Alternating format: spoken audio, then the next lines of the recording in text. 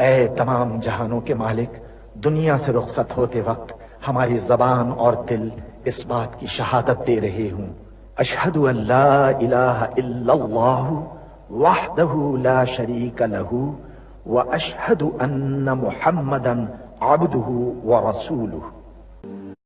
اے میرے پروردگار، تو جانتا ہے کہ میں تیری کائنات کا سب سے حقیر ذرہ ہوں۔ میری حقیقت اور میرے دل میں چھپے ہر چور سے بس تو ہی واقف ہے۔ میرے گناہوں کی فہرست کتنی بھی طویل سہی، تیری بے قرار رحمت سے کم ہے۔